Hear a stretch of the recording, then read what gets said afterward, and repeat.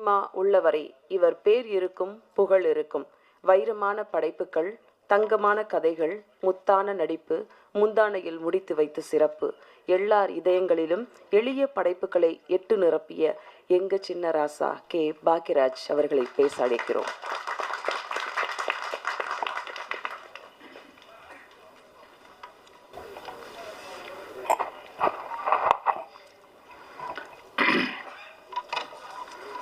എനിക്ക് ഒരുപാട് സന്തോഷമാണ്.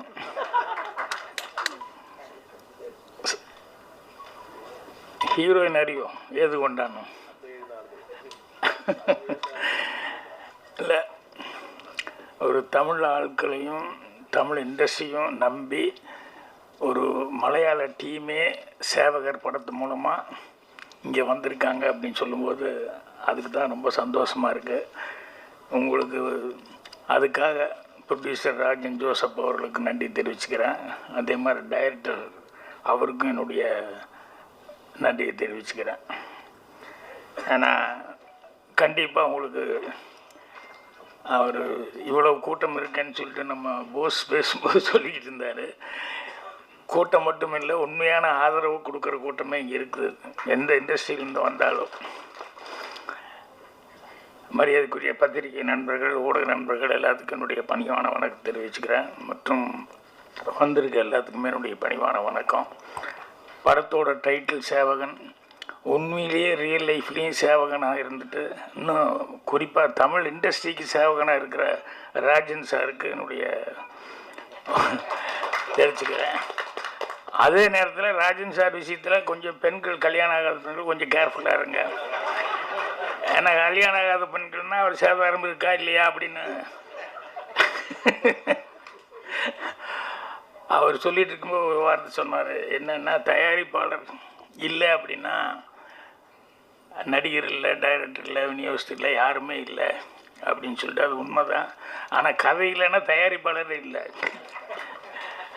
எதுக்காக சொல்ல வர்றேன்னா, கதைங்கிறது எவ்வளோ முக்கியத்துவம் அப்படிங்கிறதுக்காக சொல்ல வர்றேன். இன்றைக்கி இதில் என்னமா ஒரு சீஃப் கெஸ்ட்டாக வந்து ஒரு படம் சக்ஸஸ் ஆனால் பரவாயில்ல, 1, 2, 3, 4ன்னு சிபிஐ டைரி குறிப்பு எழுதுனா அவ்வளோ திறமையான ஒரு கதாசிரியர் மரியாதைக்குரிய சாமி அவர்கள் இங்கே வந்திருக்காரு.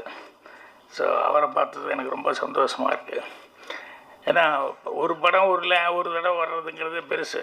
ஆனால் அடுத்தடுத்து படங்கள் வந்து 1, 2, 3ன்னு எடுக்கிறது அப்படின்னா உண்மையிலேயே அது கதையில் வந்து ஒரு ஸ்டஃபில் இருந்தால் ஒழிய இல்லைன்னா ஆடியன்ஸ் ஏற்றுக்க மாட்டாங்க இன்றைக்கி இருக்கிறது அந்த சூழ்நிலை. ஸோ ஒரு சாமி அவர்கள் பிரபாகர் ரொம்ப சொல்லிக்கிட்டு இருந்தார். அவர் எப்பவுமே அவர் ஒரு பாதி மலையாளம் பாதி தமிழுங்கிற மாதிரி இங்கேயும் வேலை பார்த்து அங்கேயும் வேலை பார்த்துக்கிட்டு இருக்கவர். அவர் அப்பப்போ அதை பற்றி எல்லாமே மேட்டரெல்லாம் சொல்லிகிட்டு இருப்பார். அப்புறம் படத்தினுடைய தயாரிப்பாளர் ராஜன் ஜோசப் அவர் அவருடைய இது சொல்லிகிட்டு இருந்தார், பயோகிராஃபி மாதிரி. நான் முதல்ல எப்போ வந்தேன், அதுக்கப்புறம் என்ன நல்லா முயற்சி பண்ணி பார்த்தேன், அப்புறம் சரியாக வரல அப்படின்னு சொல்லிட்டு அப்புறம் தான் அமெரிக்காவுக்கு நான் போயிட்டேன். இருந்தாலும் இந்த சினிமாங்கிறது என்னென்னா, அது அப்படி ஒரு பிடிச்சிக்கிச்சுன்னா உள்ள மனசுக்குள்ளே அது விடவே விடாது. எங்கே போனாலும் மறுபடியும் இங்கே இழுத்துட்டு வந்துடும். அது மாதிரி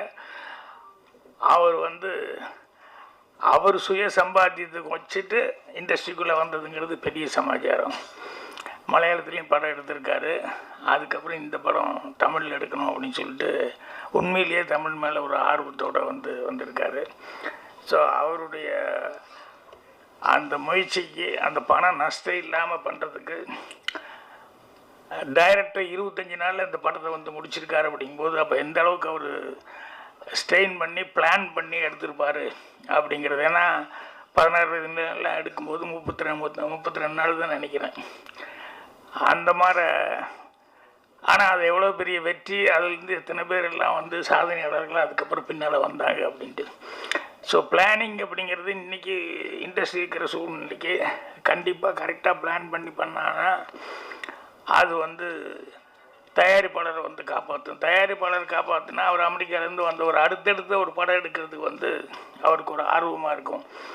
ஸோ அதுக்கு எல்லாருமே கோஆப்ரேட் பண்ணியிருக்காங்க அப்படிங்கிறது அவர் பிரஜன் என்கிட்ட பேசிகிட்டு இருக்கும்போது எவ்வளோ நாள் என்னன்னு கேட்கும்போது அவர் தான் சொன்னார், நைட்டு 1.5 கால் ஷீட் போகும், 2 கால் ஷீட் போகும், 25 டேஸில் டைரக்டர் முடித்தார் அப்படின்னு சொல்லிட்டு. ஸோ போஸ் என்கிட்ட டைலாக் படத்தில் நல்லா பேசியிருக்காருன்னு ரஜினி சார் சொன்னார். ரியலாகவும் டைலாக் நல்லா தான் இருந்தது. ஏன்னா உடற்பூர்வமாக பேசினார், தயாரிப்பாளர்கள் வந்து யாரும் கஷ்டப்படக்கூடாது, சிரமம் இல்லாமல் இருக்கணும் அப்படின்னு சொல்லிட்டு. நம்ம ப்ரொடியூசர் சொல்லிட்டு வரும்போது நான் நோட் பண்ணுறது தான், சினிமா அப்படின்னோடனே அது மேலே ஆர்வம் வந்துட்டு அது எத்தனை வருஷம் ஆனாலும் எங்கே போனாலும் என்ன பொசிஷனுக்கு வந்தாலும் மறுபடியும் அதுக்குள்ளே எப்படியாவது வந்து ஒரு கால் வச்சுட்டு போனால் தான் நல்லாயிருக்கும் அப்படிங்கிற மாதிரி நினைப்பாங்க. நான் முன்னாடியே சொல்லியிருக்கேன். ஆனால் ஏற்காடு ஷூட்டிங்கு போனப்போ ஒரு டாக்டர் இன்ட்ரடியூஸ் பண்ணாங்க. பெரிய ஹாஸ்பிட்டல் வச்சுருக்காரு. சாதாரணமாக பேசிகிட்டு இருந்துட்டு அப்புறம் பார்த்தோம்னு சொன்னால் அவர் வீட்டில் வந்து இன்னும் மிருதங்க வச்சுக்கிட்டு அதை வச்சுக்கிட்டு இது வச்சுக்கிட்டு ஏதோ சும்மா இருக்கிற நேரத்துல எல்லாம் வந்து எதையாவது ஒன்று சினிமாவை பற்றி இது பண்ணிட்டு அப்படி என்னன்னு கேட்டால், டாக்டர் அவங்க அப்பா வந்து ஹாஸ்பிட்டல் ஒன்று கட்டியிருக்காரு. ஆனால் இவருக்கு வந்து சினிமாவில் நடிக்கணுங்கிற ஒரு ஆர்வத்தில் வந்து அவர் படிக்காமல் நேரம் இங்கே காலேஜ் ஓடி வந்துட்டார். அவங்க அப்பா அடித்து கொண்டு போய் எதுக்கடா நான் ஹாஸ்பிட்டல் கட்டியிருக்கேன் அப்படின்னு சொல்லி மரியாதையை படின்னு அப்புறம் எம்பிபிஎஸ் படிக்க வச்சு அதுக்கப்புறம் அந்த ஹாஸ்பிட்டலில் கவனிச்சுக்கிட்டு இருந்தார். நான் போனப்போ ரொம்ப குறையாக சொன்னார், இந்த மாதிரி முடியாமல் போச்சு அப்படின்னு சொல்லிட்டு.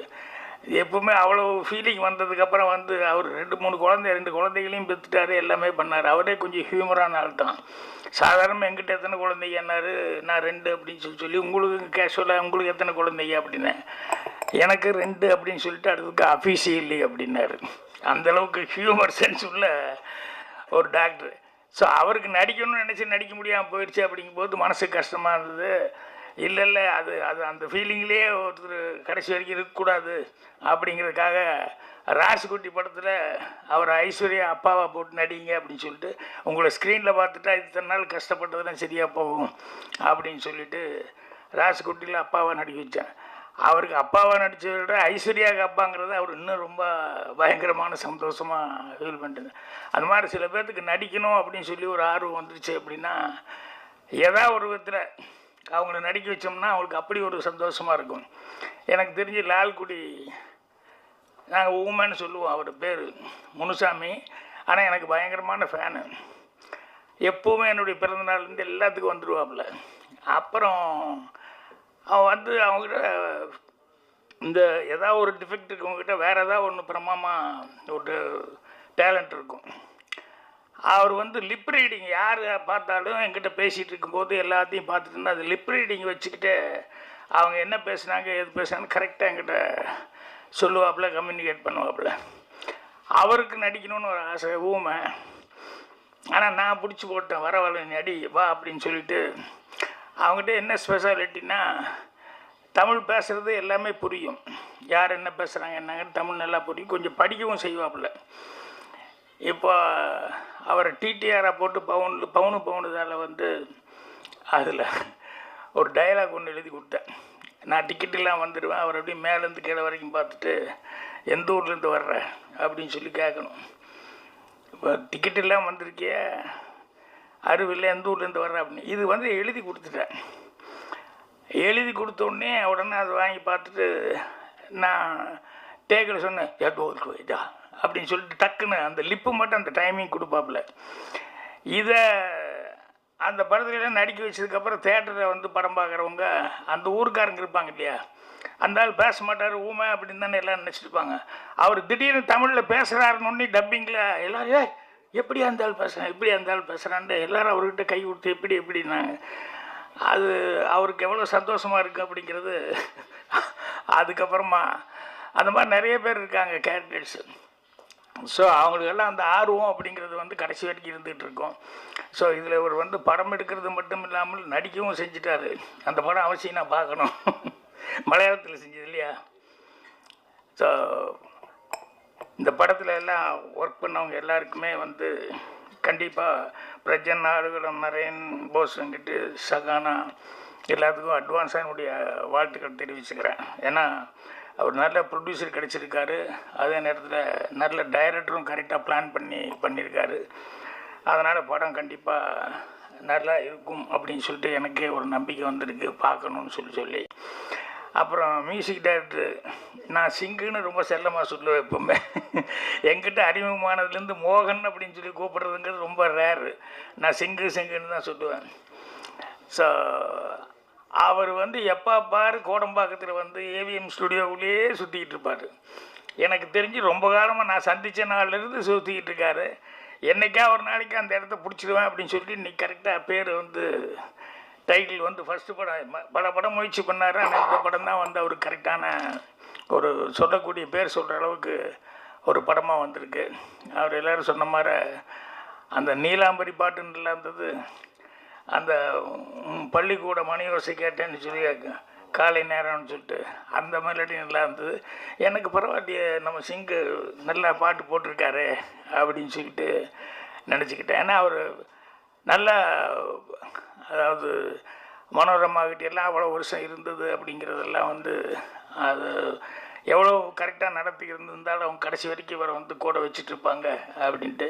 அதே மாதிரி நம்பிக்கை தளராமல் வந்து கடுமையான முயற்சியிலே இருந்துகிட்டு இருப்பார். அப்பப்போ நாங்கள் பேசிக்கிட்டோம்னா இந்த சக்கரை செட்டியாரை பற்றி அடிக்கடி பேசிக்குவோம்.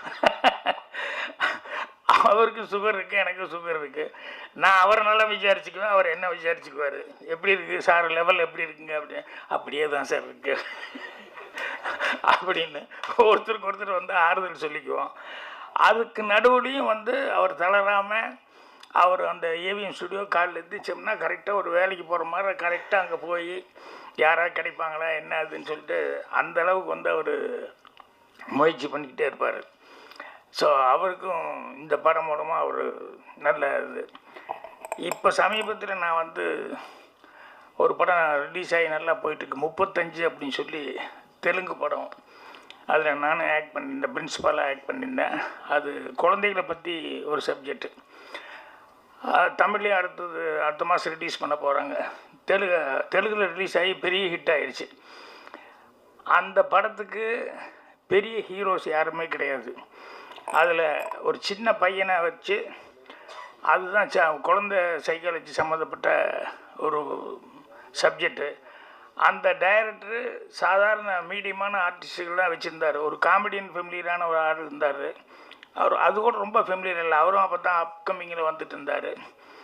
அதுக்கப்புறம் பார்த்தா இப்போ நான் இருந்தேன், இன்னொரு 2-3 அவங்க எல்லாருமே சிம்பிளான ஆளுங்க. ஒரு பையனை நம்பி தான், அந்த பையனை பற்றி தான் சப்ஜெக்டு. இப்போ அமீர்கான் கூட தாரே ஜமீன் பர் ஏதோ ஒரு படம் இருந்தார், அந்த ஜாதி படம். ஸோ அந்த கதை வந்து சொல்லி பிரின்ஸிபாலாக நீங்கள் நடிக்கணும்னு சொல்லி கேட்டப்போ நான் கதையை சொன்னப்போ ரொம்ப நல்லா இருக்குது, கண்டிப்பாக அது சக்ஸஸ் ஆகும் அப்படின்னு சொல்லி சொன்னேன். சாதாரணமாக தெலுங்கு படங்க அப்படின்னு சொல்லும்போது அங்கே வந்து கண்டிப்பாக ஐட்டம் சாங் இருக்கா, ஃபைட் எவ்வளோ இருக்குது, அதுக்கு தகுந்த மாதிரி ஃபெமிலியர் ஆர்டிஸ்ட் இருக்கா அப்படிங்கிறத மெயினாக அதிகமாக பார்க்குறதுங்கிறது தெலுங்கில் வந்து பார்ப்பாங்க. ஆனால் அந்த டைரக்டர் ரொம்ப நம்பிக்கையோட கதையை மட்டும் நம்பி, இந்த கதைக்கு சாதாரணமாக ஒரு சின்ன பையன் இருந்தால் போதும், சிம்பிளான ஆர்டிஸ்ட் இருந்தால் போதும் அப்படின்னு சொல்லிட்டு அதை வந்து எல்லா லாங்குவேஜ்லேயும் பண்ணணும் அப்படிங்கிற மாதிரி நான் எடுக்கும்போதே கூட தமிழ்லேயும் சேர்த்து தான் எடுத்தார் அவர். என்ன தெலுங்கில் ஒரு டேக் எடுத்துகிட்டு அப்புறம் தமிழ்லேயும் ஒரு டேக் எடுத்தார். இப்போ போன வாரத்தில் அது நான் ஹைதராபாத்தில் அந்த படம் இது போட்டிருந்தாங்க, 6ஆம் தேதி தான் ரிலீஸ் ஆச்சுன்னு நினைக்கிறேன். அதுக்கு நானும் போயிருந்தேன்.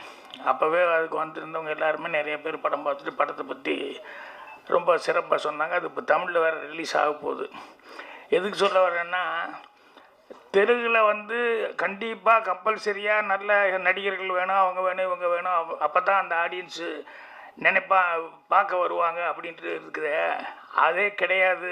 நல்ல படமாக இருந்தாலும் நாங்களும் பார்ப்போம் அப்படிங்கிற மாதிரி தெலுங்கு இண்டஸ்ட்ரி பூராமே வந்து அந்த படத்தை வந்து ஆடியன்ஸ் பார்த்து லைக் பண்ணிக்கிறாங்க. எதுக்கு சொன்னேன்னா, தெலுங்கை விட தமிழுங்கிறது வந்து இன்னும் அதிகமாக புது ஆட்களுக்கு வாய்ப்பு கொடுத்தா தமிழ் இண்டஸ்ட்ரி தான் அது ரெவல்யூஷனாக இருந்துருக்கு. எல்லா லாங்குவேஜ்காரங்களும் கேட்பாங்க, உங்கள் இதில் மட்டும் எப்படிங்க எல்லாம் புது ஆளுகளை வச்சுருக்கிறீங்க, புது டைரக்டர் வச்சுருக்கிறீங்க, புது தயாரிப்பாளர் வர்றாங்க அப்படின்னு. அது என்னென்ன முழுக்க தமிழ் ஆடியன்ஸை நம்பி தான் வந்து அந்த மாதிரி. ஏன்னா தமிழ் ஆடியன்ஸு எதாக இருந்தாலும் புதுசாக இருந்தாலும் பரவாயில்ல, நல்லா இருக்கா அப்படின்னா தமிழ் ஆடியன்ஸு கண்டிப்பாக இங்கே வந்து பெரிய வரவேற்பு கொடுப்பாங்க. அது மாதிரி இப்போது தமிழ்லேயும் வந்து இந்த படம் வந்து கண்டிப்பாக வெற்றி பெறும். ஏன்னா மேட்ரு என்ன அப்படிங்கிறது தான் பார்ப்பாங்க. இப்போ கொஞ்ச நாளாக இப்போ வந்து காலையில் கூட பேசிட்டு இருக்கும்போது சொன்னேன், மலையாளத்தில் வந்து லைனாக லிஸ்ட்டே சொல்கிறாங்க என்னென்ன படம் சக்ஸஸ் ஆகிருக்கு அப்படின்னு சொன்னோம்னா ஒரு 6-7 படம் சொன்னாங்க. நான் 1-2 தான் பார்த்துருக்கேன், இன்னும் நிறைய படம் பார்க்கல. நான் அதெல்லாம் கேட்டு டோட்டலாக போட்டு பார்க்கணும் அப்படின்னு சொல்லிட்டு பிரபாகர்கிட்ட சொல்லிக்கிட்டு இருந்தேன். ஏன்னா அந்தளவுக்கு அவங்க ஃபாஸ்ட்டாகவும் இருக்காங்க, குயிக்காகவும் இருக்கிறாங்க. ரெண்டாவது மாடர்ன் தாட் அப்படிங்கிறதுலையும் வந்து அவங்க படிப்பாங்க அதிகம். அப்படிங்கிறதுனால வந்து ஏதாவது நாவல்கள் அது இது இங்கிலீஷ் படங்கள் இன்ஸ்பயர் ஆகிறது அதுங்கிற மாதிரி அங்கே ரைட்டர்ஸும் நிறைய பேர் இருக்காங்க. நிறைய படங்கள் வந்து எந்த ஃபெஸ்டிவல் படம் வந்தாலும் அந்த மாதிரி வந்து அதை வச்சு இன்ஸ்பயராக எடுத்துகிட்டு இன்ஸ்பிரேஷனில் படம் பண்ணுறவங்களும் நிறையா இருக்காங்க. ஸோ இங்கே இப்போ தமிழுக்காக நம்பி வந்திருக்காங்க. அப்படிங்கும்போது கண்டிப்பாக பத்திரிகையாளர்கள் வந்து அவங்களுக்கு வந்து ஒரு பெரிய சப்போர்ட்டாக இருக்கணும் அப்படின்னு சொல்லி கேட்டுக்கிறேன். அதுதான் போஸ் வெங்கட் திரும்ப சொல்லிட்டு இருந்தார். ஏன்னா சின்ன படம் மட்டுமல்ல, அவங்க வேறு இடத்துல இருந்து நம்ம தமிழ் ஆடியன்ஸை நம்பி தமிழ் இண்டஸ்ட்ரியில் கால் வச்சுருக்காங்க. அப்படிங்கும்போது அந்த தயாரிப்பாளர் அவர் வந்து கை காசை போட்டு எங்கேயோ எத்தனையோ வருஷமாக சம்பாதிச்ச பணத்தை வந்து ஒரு நம்பிக்கையோடு இங்கே போட்டிருக்காரு அப்படின்னு சொல்லும்போது கண்டிப்பாக தமிழ் ஆடியன்ஸ் அவங்களுக்கு கை கொடுப்பாங்க. அதுக்கு பத்திரிகையாளனுடைய சப்போர்ட் இருக்கணும்னு சொல்லி கேட்டுக்கிறேன். அட்வான்ஸாக இப்போவே நான் வந்து எல்லாத்துக்கும் என்னுடைய வாழ்த்துக்களை வந்து தெரிவிச்சுக்கிறேன். கண்டிப்பாக எல்லோரும் சக்ஸஸ்ஃபுல்லாக வரணும். வந்து விழாவில் வந்து விழா எடுத்து விழாவில் மீண்டும் வந்து பேசுகிறேன். நன்றி, வணக்கம். நன்றி சார்.